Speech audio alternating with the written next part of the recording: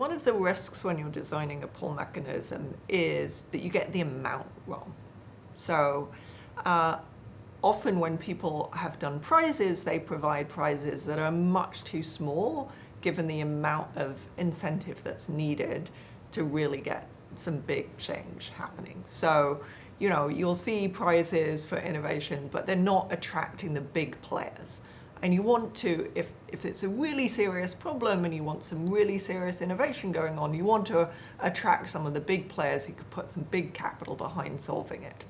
So being too small, on the other hand, you know, there's a risk of being too large, of setting the incentive at the wrong amount.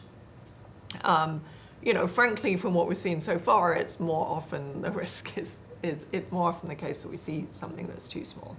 But you have to worry about overpaying too.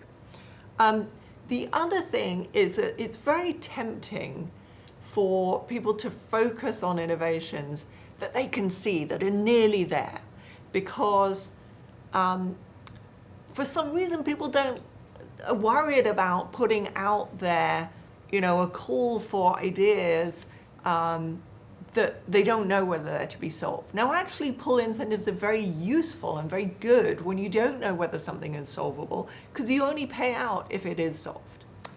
But there's a risk that people focus on what they know can be achieved. They focus on the very near term because they want a quick win. And so sometimes pull incentives can degenerate into just paying somebody for something that they were just about to invent anyway.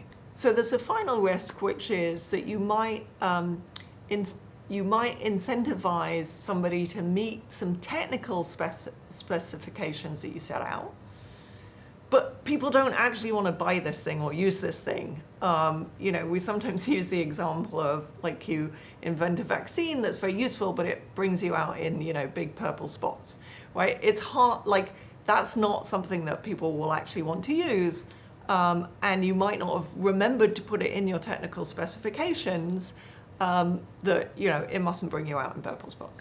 So, but there is the solution. Fortunately, there's a solution to that, which is you can do a pull mechanism that has a component of a copay, so that, you know, people will have to pay something towards it, and then the pull incentive adds to that, and then nobody's going to buy something that is, you know, really has this flaw that you forgot to put in the technical specifications.